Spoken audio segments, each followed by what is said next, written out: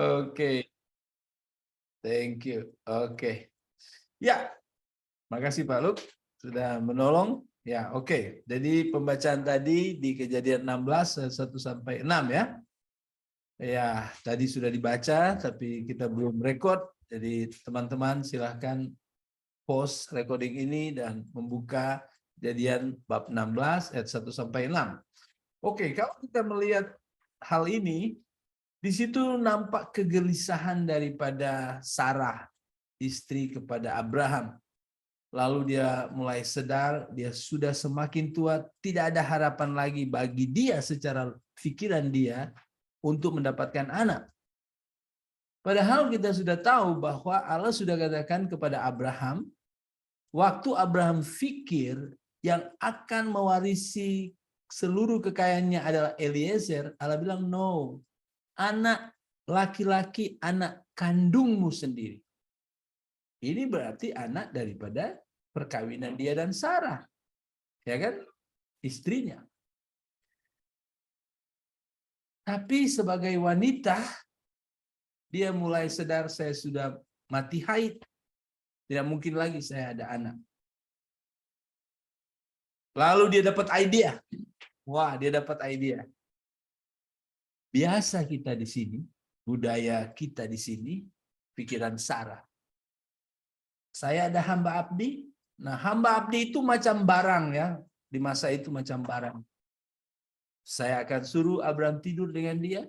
Ketika ada anak, itu lahir di pangkuan saya. Maka seluruh masyarakat yakin ini adalah anak saya. Oke. Maka dia katakan idea ini kepada Abraham. Lalu apa kata Abraham? Tak boleh. Allah itu sudah janji kepada saya pasti jadi. Allah sudah katakan anak laki-laki, anak kandung, anak kita. Apakah Abraham cakap seperti itu?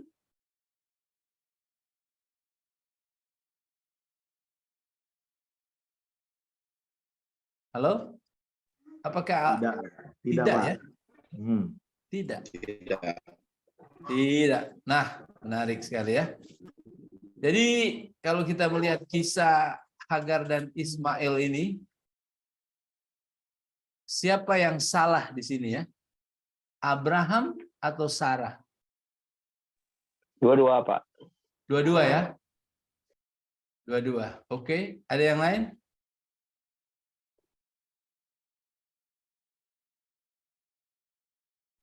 Abraham, Pak. Abraham ya.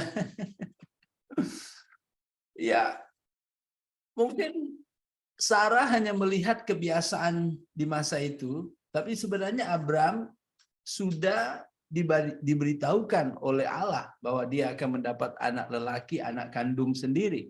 Sepatutnya berkata kepada Sarah, tidak, jangan buat itu. Tapi macam dia mulai tidak tahu ya, ada kemungkinan dia menjadi kurang percaya atau ada kemungkinan lain ya terjadi seperti itu. Tapi jelas kita lihat di mana Abraham tidur bersetubuh dengan hamba abdi daripada Sarah ini. Dan hamba abdi ini adalah perempuan yang masih gadis ya, masih muda. Dan terjadilah problem oleh karena si hamba abdi ini ketika dia sadar dia pregnant, dia sadar dia hamil, dia mulai pikir, wah ini bos punya anak, aduh ini saya punya kandungan. Dan dia mulai sombong sekali, ya kan? Maka marah Sarah. Dia sudah sakit hati ya, mulai cakap dengan Abraham. Nah saudara, kalau tadi dikatakan bahwa dua-dua yang salah, lalu Pastor Daud bilang Abraham yang salah, ya kalau begitu mereka salah ya. Nah, oleh karena kesalahan ini, gimana? Dapatkah janji Allah dibatalkan atau digugurkan?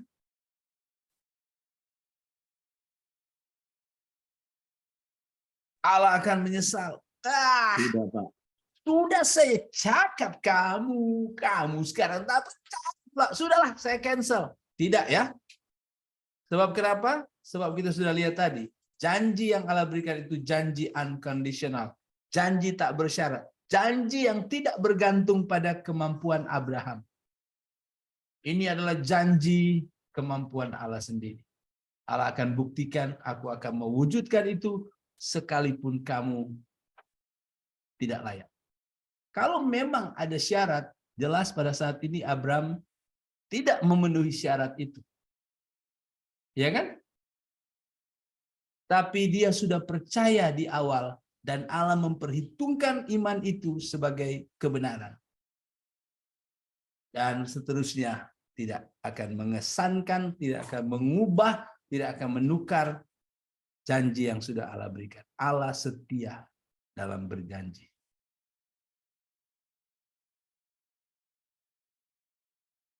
Kalau keluarga kadang-kadang waktu berjanji di gereja setia sampai mati, ya kan?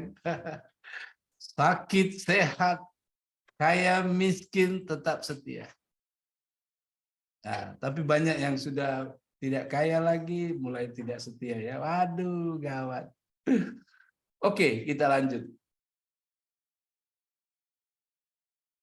Oh, habis. Sudah selesai sekarang pelajaran materi 11. Jadi kita akan lanjut ke materi 12 ya. Oke, sabar. Saya akan ambil pelajaran 12 sekarang. Pelajaran 12 adalah apa ya? Ini dia, pelajaran 12. Oke.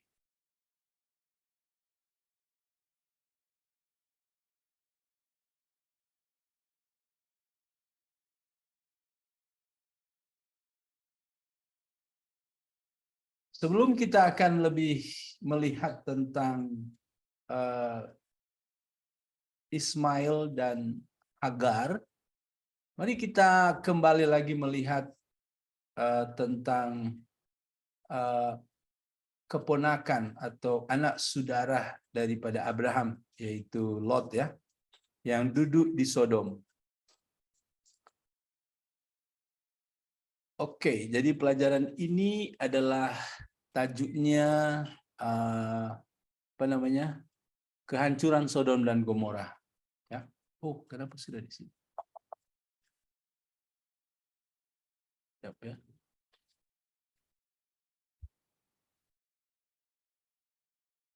Oke. Ya, mari kita membaca Kejadian 18 ayat 1 sampai 15. Oke. Boleh Cikgu William tolong baca untuk kita? Kejadian bab 18 ayat 1 sampai 15. Oke. Bab 18 ayat 1 sampai 15. Pertama, Tuhan menampakkan diri kepada Abraham dekat pokok-pokok keramat tempat beribadat di Mamre. Pada masa itu hari sangat panas dan Abraham sedang duduk di pintu kemahnya. Apabila dia menjenguk, dia nampak 3 orang berdiri di situ. Abraham segera berlari untuk menyambut mereka. Dengan bersujud dia berkata, "Hai tuan-tuan, janganlah terus lalu tanpa singgah sebentar. Perkenanlah saya melayani tuan-tuan." 4. Biarlah saya mengambil air untuk membasuh kaki tuan-tuan. Silakan tuan-tuan melepaskan lelah di bawah pokok itu. 5. Saya akan menghidangkan makanan sekadarnya, supaya tuan-tuan mendapat tenaga untuk meneruskan perjalanan. Tuan-tuan sudah menghormati saya dengan sudi singgah di tempat kediaman saya ini. Mereka menjawab, "Terima kasih kerana kebaikanmu. Kami akan singgah." 6. Abraham segera masuk ke dalam kemah dan berkata kepada Sarah, "Cepat, ambillah tepung yang terbaik dan buatlah roti." Kemudian Abraham berlari ke tempat kawanan ternakannya dan memilih seekor anak lembu yang muda dan gemuk. Dia memberikan anak lembu itu kepada orang suruhan yang segera menyiapkannya. 8. Selepas itu Abraham mengambil sedikit krim sedikit susu, dan daging yang sudah dimasak, lalu menghidangkan semua itu kepada tetamunya. Semasa mereka makan, Abraham sendiri melayani mereka di bawah pokok. 9. Kemudian mereka bertanya kepada Abraham, "Di manakah istrimu Sarah?" "Di situ, di dalam kemah," jawab Abraham. 10. Satu daripada mereka berkata, 9 bulan lagi aku akan kembali. Pada waktu itu istrimu Sarah akan mempunyai seorang anak lelaki. Sarah sedang memasang telinga di pintu kemah di belakang tetamu itu. 11. Abraham dan Sarah sudah lanjut usia dan Sarah sudah mati haid. 12. Oleh itu Sarah tertawa dalam hati dan berkata, "Aku yang sudah tua dan layu begini, mana boleh masih ingin berseketiduran dengan suamiku. Lagipun suamiku sudah tua." 13. Kemudian Tuhan bertanya kepada Abraham, "Mengapa Sarah tertawa dan berkata, 'Bolehkah aku melahirkan anak sedangkan aku sudah tua?' 14. Adakah sesuatu yang terlalu sukar bagi Tuhan? Sebagaimana yang telah aku firmankan, 9 bulan lagi aku akan kembali ke sini. Pada waktu itu Sarah akan mempunyai seorang anak lelaki." 15. Oleh sebab Sarah takut, dia menafikannya. "Saya tidak tertawa," katanya. Tetapi Tuhan menjawab, "Engkau memang tertawa tadi." Wah, Siap. itu dia. Thank you. Asik ya mendengar ini. Wah, ini cerita luar biasa ya. Jadi kita lihat di sini ada membuka rahasia ya. Yang satu akan berlaku 9 bulan di hadapan, yaitu Sarah akan melahirkan seorang anak. Nah, saudara, apakah Sarah percaya? Kalau kita lihat, waduh, tidak ya. Mengapa? Sebab Sarah sadar dia sudah mati haid, sudah tua. Abraham juga sudah tua, ya kan? Sudah tidak bisa. Itu sebabnya dia tidak percaya. Tapi Allah katakan, adakah yang sukar bagi Allah? Tidak ada. Tidak ada yang mustahil bagi Allah. Wah. Sayangnya beberapa waktu yang lalu dia sudah perintahkan Abraham tidur pula dengan hamba abdi yang namanya Hagar ya. Oke. Pembukaan rahasia yang kedua itu kita bisa nampak di ayat 16 sampai ayatnya yang ke-33. Nah, ini panjang, saya mungkin hanya ceritakan singkat saja. Ini adalah tentang Allah akan membakar, ya, mendatangkan api turun dari langit kepada bandar Sodom dan Gomora. Sayangnya, anak saudaranya duduk di situ. Anak saudara dari Abraham duduk di situ. Itu problemnya, ya kan? Tapi Allah sudah bukakan hal ini. Nah, kalau kita membaca ayat-ayat ini, di sana terjadi tawar-menawar antara Allah dengan Abraham.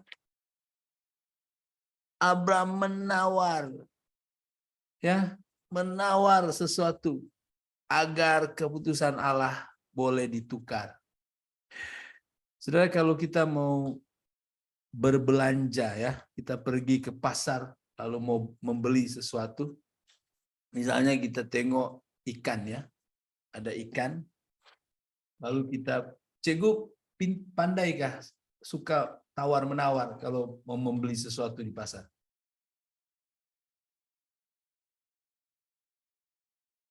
Cikgu William suka tawar-menawarkah kalau pergi ke pasar? Mau membeli Ya, ya. sesuatu? Nah, Secara seandainya ya, yalah, cara seandainya sesuai tengok lah.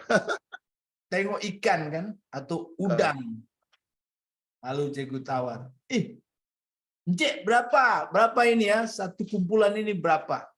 Lalu dia cakap, 50 ringgit. Boleh tawar tak? Boleh tawar tak? Bolehlah, tapi jangan banyak-banyak lah. Di pasar malam ya. Pasar malam. Berpatutan. Berpatutan. Nah, Cikgu berani berapa kali tawar? Maksud saya mesti tahulah. Maksudnya saya ada pengetahuan. Maksudnya saya akan tawarkan harga yang munasabah lah. Tapi satu kali saja ya. Satu kali Sekali saja. dua saja. Satu Sekali kali dua dua. ya. Oh, jadi Sekali misalnya dua. ini sesuai lah kalau 40 lah.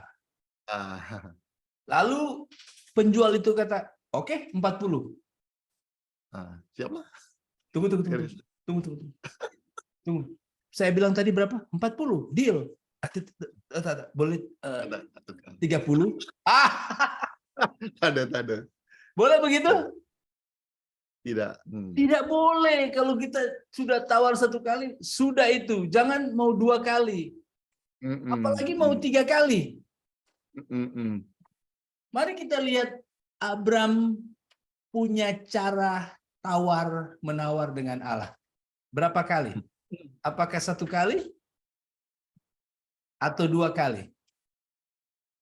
Wah. Berkali-kali, Pak.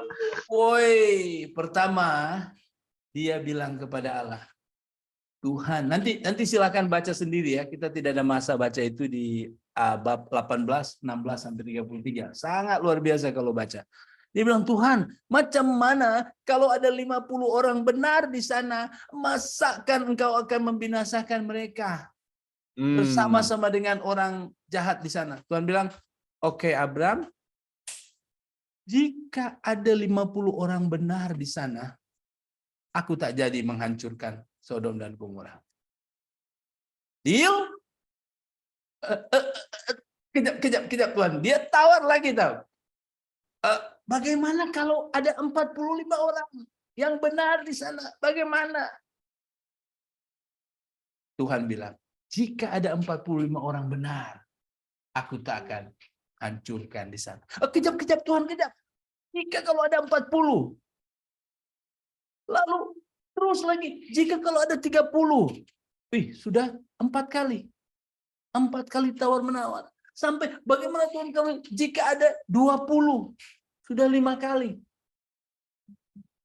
Dan Allah pun mengatakan, oke, saya tidak akan hancurkan Sodom dan Gomora kalau ada orang-orang seperti itu di sana. Sudah malu mungkin si Abram tawar-menawar. Kalau cikgu cuma 1 kali saja tawar-menawar sudah malu ya, mau buat kali kedua ya. Ya, sesuai lah. Tapi Abram siap sampai ke-6 tahu. Dan akhirnya dia sendiri yang berkata, sekiranya Tuhan jangan murka, saya mau sekali ini saja. Nah, ini dari dia sendiri yang sudah malu dan dia berkata, ini last lah, ini paling akhir. Macam mana kalau ada 10 orang benar di Sodom dan Gomora? Apakah engkau akan membinasakan juga? Allah berkata, saya tidak akan membinasakan Sodom dan Gomora kalau ada 10 orang benar di sana. Dan pergilah Allah. Wah! Betapa berharganya 10 orang benar bagi bandar-bandar tersebut. Kalau ada 10 orang benar, Allah rela, Allah bersedia tidak akan membakar bandar-bandar tersebut. Betapa pentingnya kehadiran seorang benar di sebuah bandar ya. Allah siap tidak akan membinasakan Sodom dan Gomora. Bagi Abram, Lot pasti orang benar.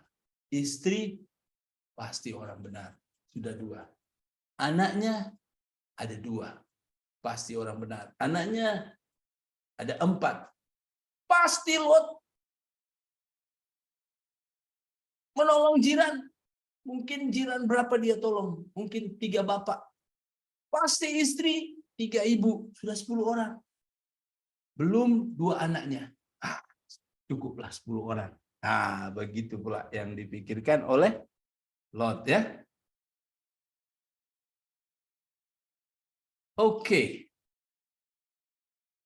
Nah, setelah kita melihat hal ini, apa pikiran kita ketika kita memandang pribadi Allah? Ketika kita lihat perbualan antara Allah dan Abram di sana. Saya harap kita semua menyadari Allah boleh ditawar. Allah suka, Allah siap terima ketika kita bergumul. Tuhan, masa ini boleh tak begini? Boleh tak begini? Tuhan bisa mendengar. Tuhan bukan pribadi yang straight to the point. No, tidak. Dia bisa. Ketika dia buat begini lalu kita, Tuhan bagaimana dengan ini? Bagaimana? Boleh tak ini? Dia akan siap mendengarkan. Itu ya pribadi Tuhan. Oke.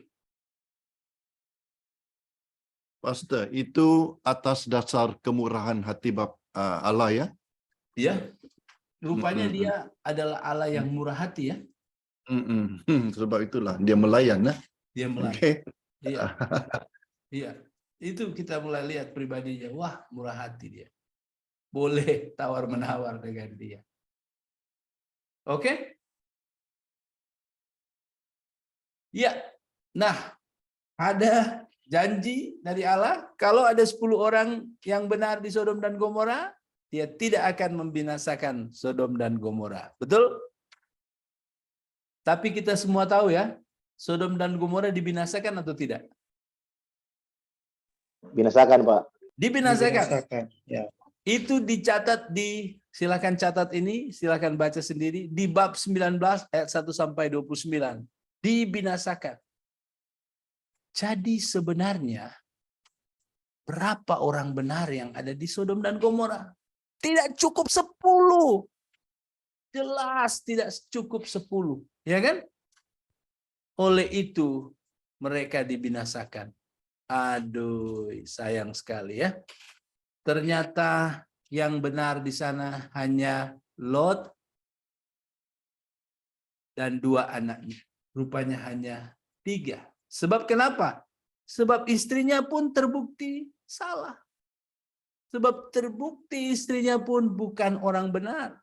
Sehingga mengalami penghukuman. Ya kan? Oke. Sodom dan Gomora itu dicatat di Kejadian 18 ayat 16, ayat 19 sampai 25. Saudara, Allah menghukum mereka ya. Ternyata Allah tidak terhalang dengan gelap sehingga tak nampak kejahatan mereka. Tidak. Semua kejahatan yang ada di bumi ini terbuka di mata dia. Dan dia ambil berat setiap perbuatan kejahatan. Dan kadang-kadang perlu masa. Oleh karena kenapa? Oleh karena dia sabar. Oleh karena dia panjang sabar. Sehingga dia biarkan. Dia rindu supaya mereka sadar. Tetapi saudara, Tuhan yang kita kenal seperti yang kita lihat di zaman Nuh, walaupun dia panjang sabar, tetapi ada hadnya. Ada hadnya. Ketika had itu sudah sampai, maka dia akan memberikan kemurkaan kepada mereka yang jahat. Jangan berpikir Allah itu love sehingga tidak pernah menghukum. Itu teologi yang keliru. Itu teologi yang keliru. Allah ada murka di sana. Dan berhati-hati, takutlah kepada murka dia. Ketika waktunya datang. Memang mengerikan, ya kan? Sayang sekali juga ketika kita membaca kisah Lot. Bayangkan saudara, waktu Lot terima tamu, sebab malaikat ini wujud sebagai manusia ya. Sodom itu datang tahu. Laki-laki dari besar sampai kecil datang. Dan berdebot, ketuk pintunya, paksa untuk ambil laki-laki itu. Tujuannya apa? Kalau kita baca, kami mau pakai mereka. Lot akhirnya ambil 2 anak wanitanya dan berkata, aku ada 2 anak perempuan. Silakan ambil mereka. Tapi jangan ganggu tetamu saya. Mereka tak tertarik dengan wanita. Mereka tertarik lelaki dengan lelaki. Bayangkan ini Sodom. Dan kata Sodom ini dipakai kepada perbuatan sodomi, ya, karena kota ini sangat menjijikan, homoseksual yang dilakukan di sana. Jangan kita pikir Allah begitu kejam dengan membakar mereka, dengan mengirimkan api dari langit. Pikirkan juga tentang mereka yang jahat sekali ini. Bayangkan orang asing datang, mereka mau sodomi. Dan juga yang datang di rumah itu, budak-budak juga. Mereka mulai training. Mereka mulai train anak-anak kecil, generasi penerus mereka. Bayangkan kalau anak kecil sudah begitu jahat, mau jadi apa ketika anak-anak itu menjadi besar? Wah, ini mengerikan. Mengerikan sekali. Dan saya tidak bisa bayangkan Lot duduk di bandar yang jahat ini. Sehingga dia tidak juga mampu bersaksi. Satu orang pun tidak bisa. Betapa hidupnya melihat kejahatan demi kejahatan. Dan anak-anaknya pun hari-hari melihat gaya hidup seperti itu. Melihat cara seperti itu. Dan ada boyfriend dari anak-anak ini didatangi oleh Lot. Bangun, bangun. Tuhan akan kirimkan api. Mereka pikir calon mertua mereka sudah gila. Dan mereka menertawai mereka. Dan saudara, kalau saudara baca terus kisah Lot. Lot diperkosa. Lot dirogol oleh anaknya sendiri. Kenapa? Anaknya hidup dalam kehidupan Sodom dan Gomora. Dan itu yang menjadi input, itu yang menjadi masukan dalam pikiran-pikiran anak-anak ini. Sehingga tidak pikir cara yang lain. Sehingga mereka pikir, oh tidak ada lelaki. Ini lelaki tua, kita bagi anggur. Kita atur dia. Dan keturunan dari anaknya dengan Lot menghasilkan bangsa Moab, menghasilkan bangsa Amon yang jahat-jahat. Ya, luar biasa. Jadi saudara, mari kita lihat keputusan Lot pergi ke tempat itu telah menyakiti Lot, telah membuat Lot sangat menderita dan kehilangan istrinya juga, ya. Sedih sekali. Sodom dan Gomora, ya, sampai sekarang nama itu dipakai sebagai nama dari perbuatan hawa nafsu seks yang tak wajar. Lihatlah Allah, dia tahu persis perbuatan manusia. Dia menyatakan bahwa dia sungguh membenci dan akan menghukum dosa. Dan tidak ada yang dapat luput dari penghakimannya. Dan ingat, Allah itu selalu sama. Dia tidak akan tukar. Saudara, kalau mau lihat di map di mana Sodom dan Gomora, ini di sini.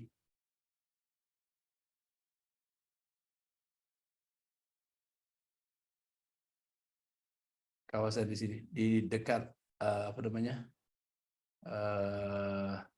Laut Mati. Dan memang tempat itu menjadi tempat yang tidak bisa didiami, ya, tidak bisa ditinggali. Kalau kita lihat map dan sini, ya, di kawasan sini. Sekejap, ya. Oke. Ini, ya.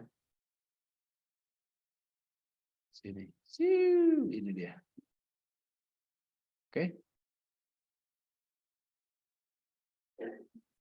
Saya mencari di internet dan memang jadi gersang tempat-tempat itu. Sampai kini kawasan itu tidak dapat dihuni, tidak dapat didiami oleh manusia. Sodom dan Gomora. Tapi di satu sisi, ya, walaupun tidak 10 orang, hanya 3 orang yang benar dan tinggal di ribuan orang yang tak benar, tapi Allah tahu menyelamatkan mereka. Allah tahu menyelamatkan mereka, walaupun hanya 3 orang. Puji Tuhan ya. Dan itu juga sama ketika kita lihat Nuh. Walaupun Nuh hanya 8 orang dan bumi sudah didiami oleh bilion orang, tetapi Allah tahu siapa miliknya dan dia tidak akan berkata, "Aduh, saya lupa ada Lot di situ, kenapa pula saya bakar? Aduh, saya belum kasih keluar Lot." Saya salah, tidak. Allah tidak begitu. Allah tahu melindungi, menyelamatkan milik dia. Demikian juga Nuh.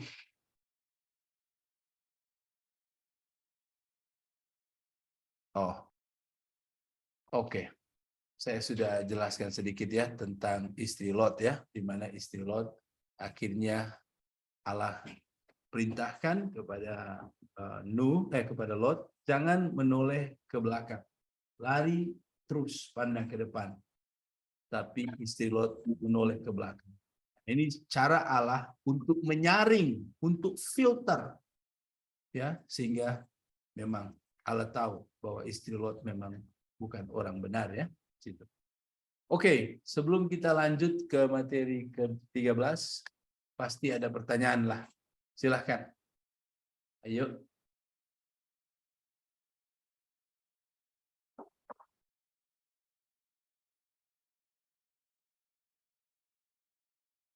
Ada pertanyaan?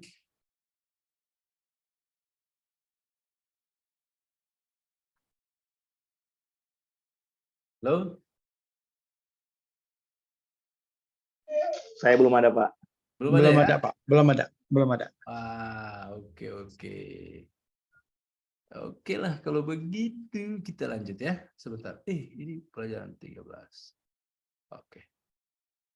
Baik. Kalau begitu saya akan lanjutkan.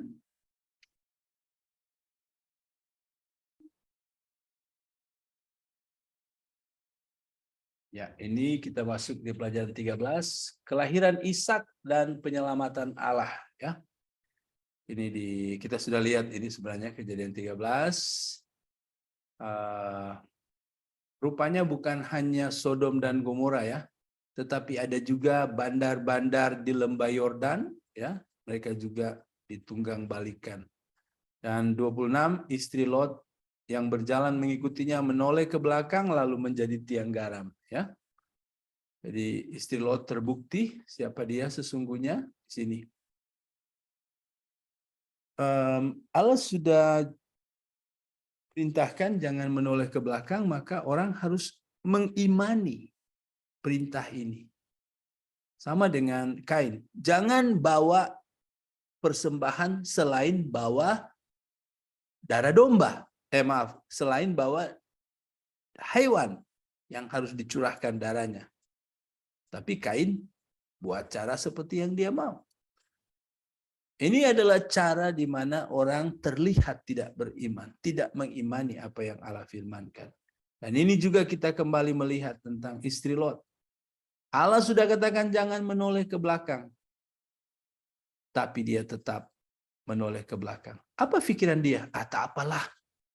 Cuma nampak sikit saja saya cuma mau tengok sikit saja. Tidak boleh. Di sini kita belajar jangan tukar sedikit pun cara keselamatan yang sudah Tuhan tunjukkan. Begitu juga ketika Allah berkata kepada Nuh, buat satu kapal, satu pintu. Jangan sampai Nuh berpikir hanya satu pintu. Lebih best kalau ada pintu yang sebelah lagi. Lebih best kalau ada pintu di tingkat bawah. Nuh tidak buat seperti itu. Nuh melakukan tepat seperti yang Tuhan perintahkan. Jadi jangan pernah tukar cara yang sudah Tuhan tetapkan. Oke? Jelas istri Lot macam Kain ya.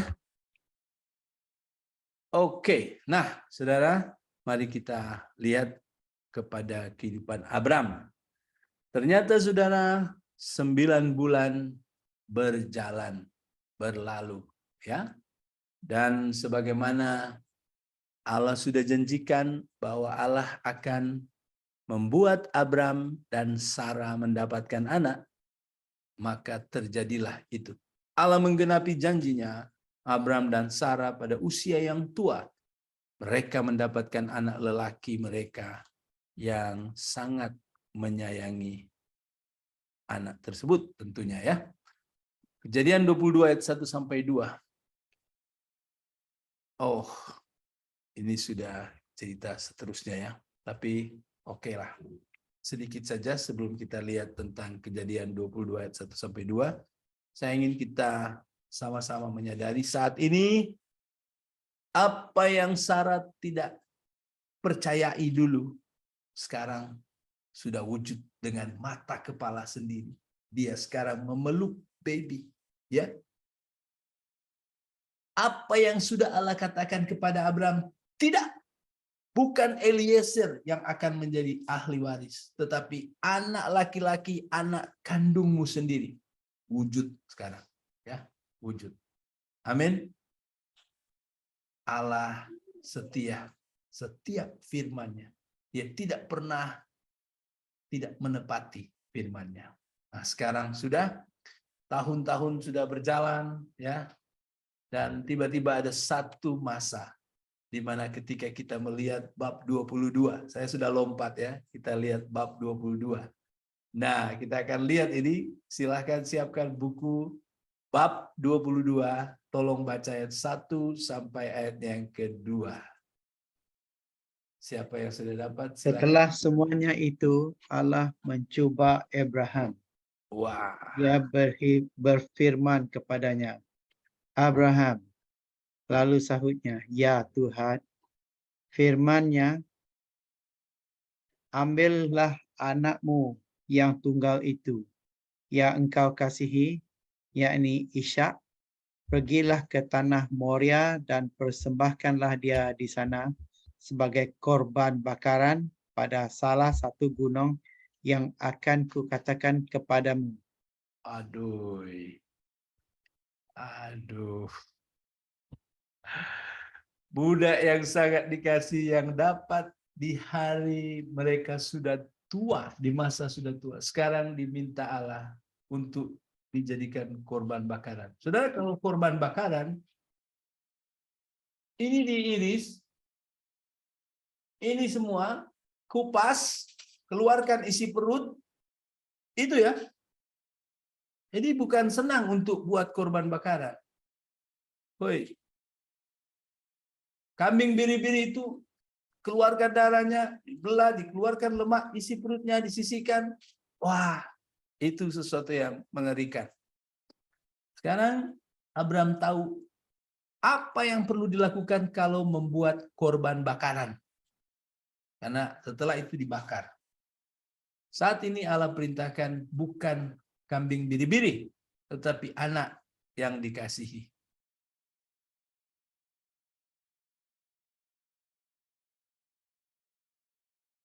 Allah perintahkan untuk korbankan Ishak. Mengapa pula Allah perintahkan tugas ini? Aduh. Apakah Abraham mentaatinya? Coba Pak Luke lanjutkan ayat 3 sampai 10.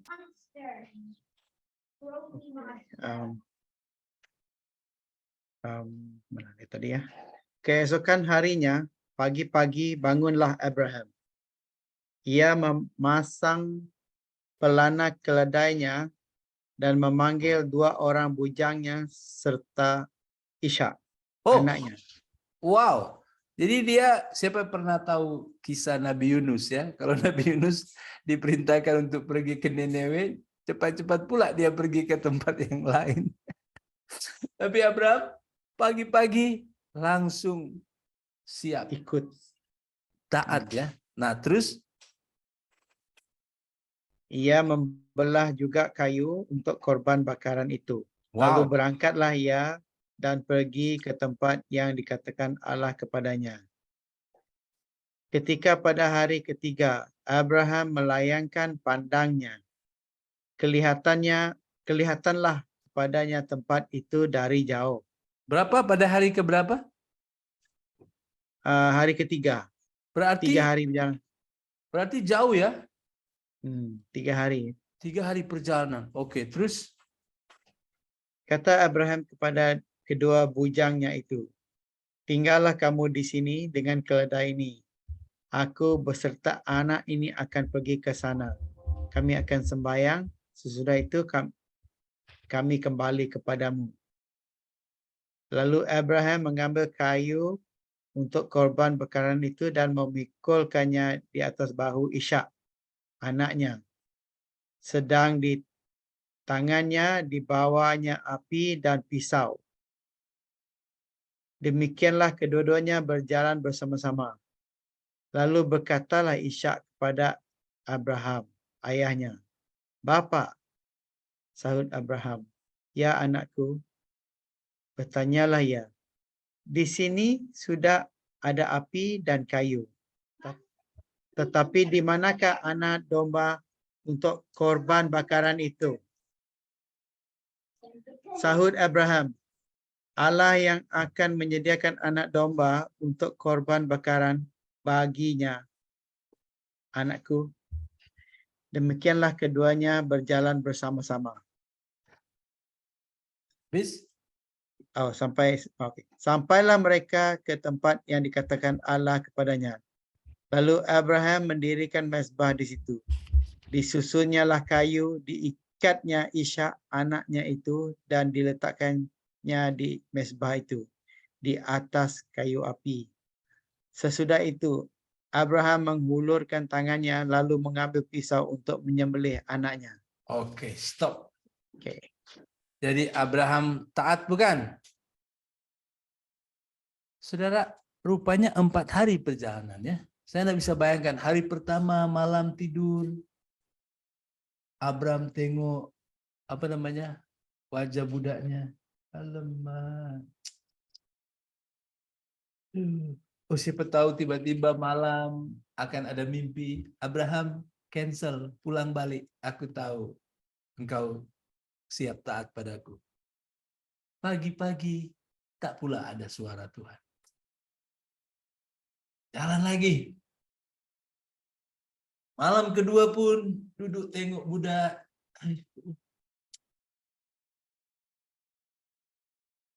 Tengah malam tengok bintang. Tak ada pula suara. Abraham.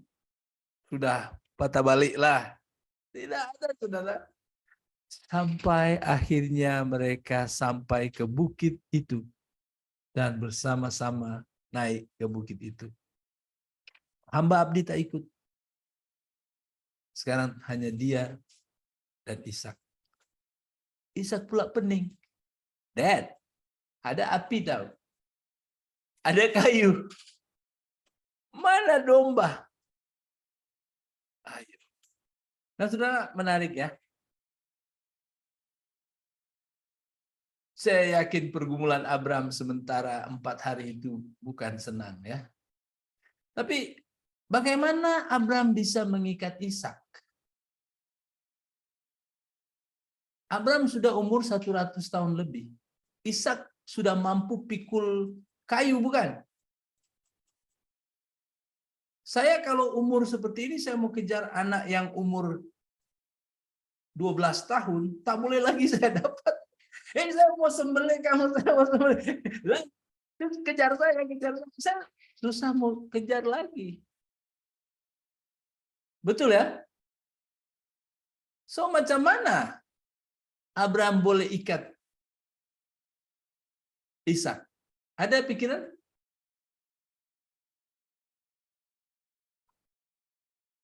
Pastor Edward, macam mana ya Abraham bisa ikat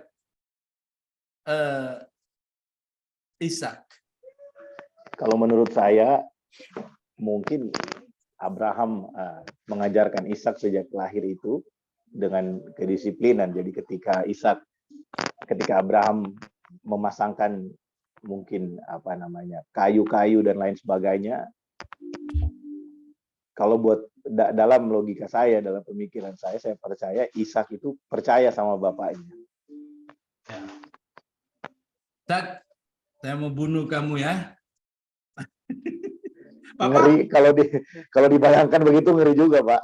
Papa, you mau buat apa sama saya, Papa?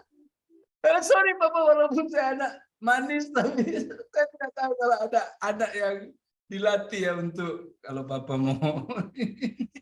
Yuk, serahkan saja. Waduh, saya nggak tahu ya. Pastor Daud, boleh tak kita latih anak untuk betul-betul taat walaupun kita membuat benda jahat kepada dia ya?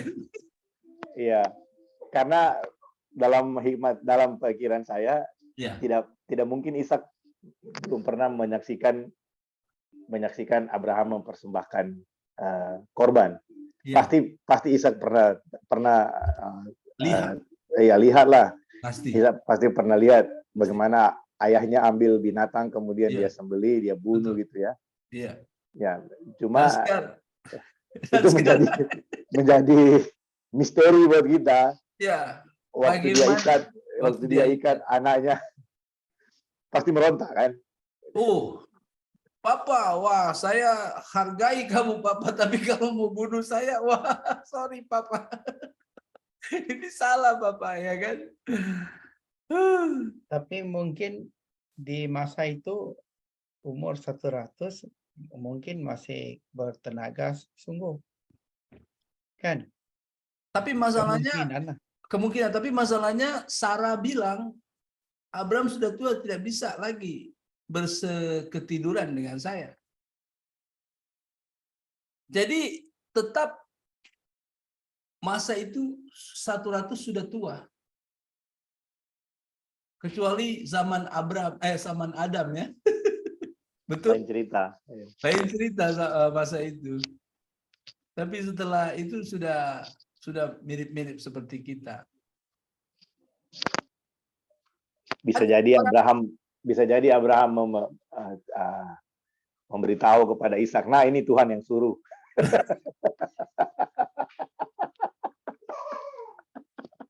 Itu namanya Ishak sangat rohani lah ya. Kalau ini Tuhan yang suruh saya mau korban kamu, Tuhan yang suruh. Ada orang bilang begini. Abraham bilang, Ishak tengok sana. Waktu Ishak tengok lalu dia pukul di kepala, pengsan Ishak. Lalu diikat. Dibodohi berarti Ishak ya. Ya, kita tidak tahu ya, kita tidak tahu. Tapi Tuhan mencatat di sini bahwa Abraham bisa mengikat Ishak, ya. Abraham bisa mengikat Ishak, ya, dan Ishak ada dalam keadaan tidak berdaya, tidak ada jalan keluar lagi bagi Ishak. Saya rasa baik juga pandangan Pak Luke, mungkin Abraham cukup masih kuat stamina dia bisa ikat atau tahan Ishak dan bagaimana ini? Ini satu misteri. Saya setuju dengan Pak Daud bilang ini satu misteri. Nanti kita akan tanya ya di surga. Tapi yang jelas saat ini Ishak tidak ada jalan keluar. Ishak sudah ada dalam keadaan di mana maut sudah tinggal menunggu saat sahaja. Tidak ada yang bisa menyelamatkan Ishak. Ishak tidak bisa. Diri Ishak tidak bisa. Belas kasihan dari Papa tidak bisa. Tidak bisa. Tapi saudara, ialah juru selamat. Hanya Allah. Allah sahaja yang sanggup dan berkuasa menyelamatkan Ishak. Tidak ada yang lain. Hanya Allah. Dan betul, kalau kita baca ayat seterusnya. Ayat berapa tadi Pak Luke? Ayat 10 ya? Ayat 10 ya. Tetapi berserulah malaikat Tuhan dari langit kepada Abraham. Abraham, Abraham, sautnya, ya Tuhan. Lalu ia berfirman, Jangan bunuh anak itu dan jangan kau apa-apakan dia. Sebab telah kuketahui sekarang bahwa engkau takut akan Allah dan engkau tidak segan-segan untuk menyerahkan anakmu yang tunggal kepadaku. Luar biasa. Luar biasa ya. Allah menghentikan. Tidak terlambat dan tidak terlampau pantas. Tepat waktunya. Allah menghentikan langkah Abraham.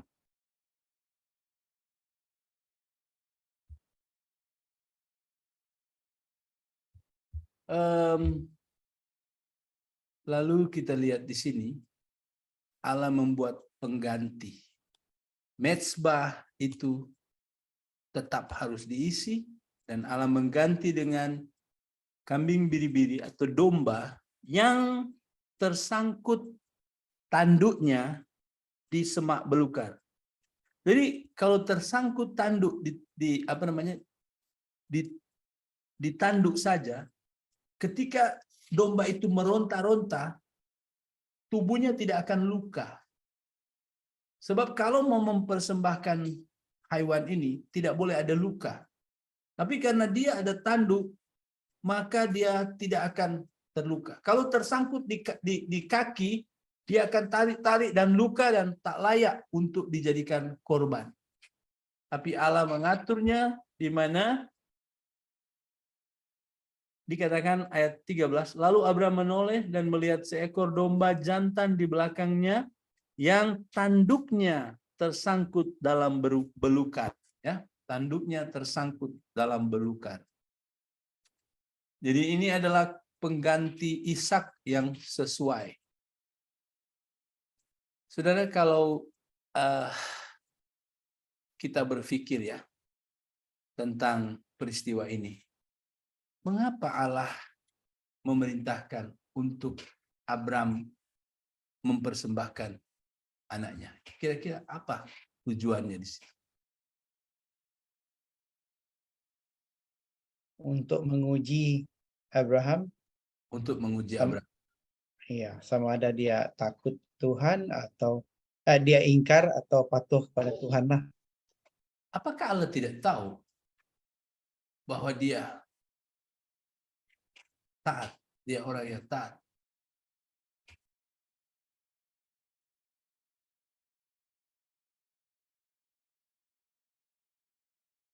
Haruskah seperti itu? Baru arat, sekarang aku tahu bahwa engkau begini.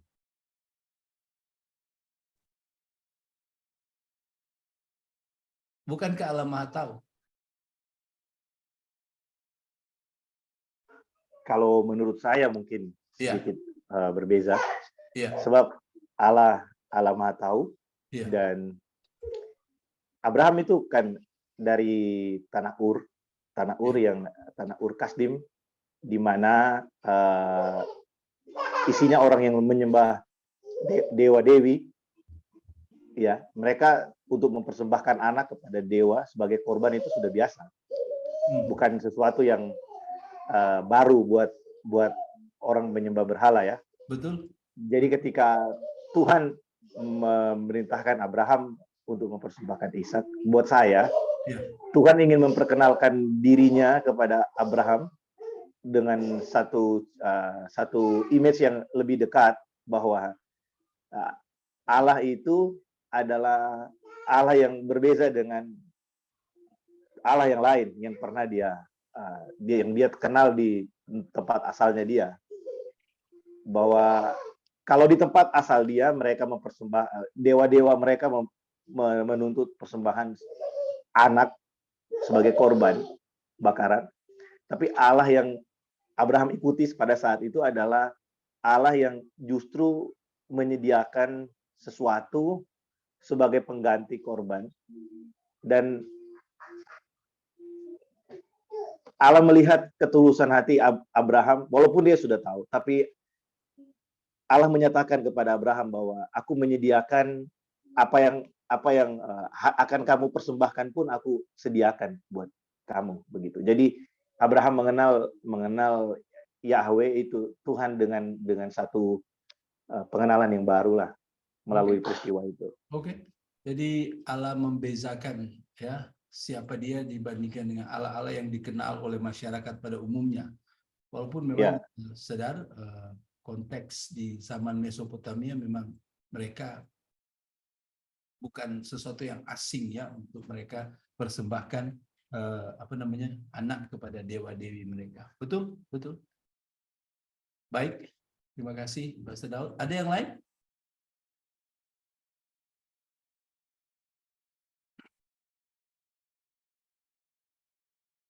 Mungkin ini satu tambahan juga yang Pastor Daud bilang tadi, saya setuju. Saya ada tambahan di sana yaitu Allah ingin sudah 45 menit ya. Oke, kita akan tutup sebelum kita rehat. Oke. Allah ingin memperlihatkan kepada orang yang akan menjadi ahli waris. Ya. Ahli waris ini yaitu siapa? Ishak. Allah ingin memperlihatkan Ishak tentang karakter orang yang taat pada firman Allah, yaitu bapaknya. Allah ingin memperlihatkan, mempertontonkan, show, mendemonstrasikan siapa bapak kamu yang patut kamu contohi, teladani. Bapak kamu itu bukan hanya cakap, aku mengasihi Allah, aku mentaati Allah. Tapi bapakmu itu rela memberi yang sangat dikasihinya. Kamu tahu siapa kamu. Kamu sangat amat dicintai oleh bapak kamu. Tapi lihat, bapak kamu rela mengorbankan kamu ketika ada perintah dariku. Oleh sebab itu saya mau kualitas iman daripada kamu yang akan menjadi pewaris janji ini harus seperti bapak kamu. Seperti itu. Jadi ini di depan mata Ishak. Ishak menyaksikan satu pelajaran yang luar biasa. Ya, oke, kita rehat dulu, boleh? Pak. Ya.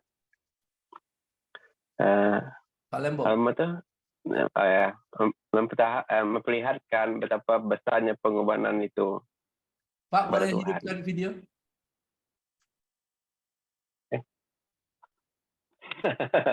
Iya. Oke, macam ni Pak. Ya. Pengorbanan yang ditunjukkan oleh yang dibuat oleh Abraham terhadap Ishak itu kan, betapa pengorbanan yang perlu itu sangat besar, bermakna lah, itu bermakna kepada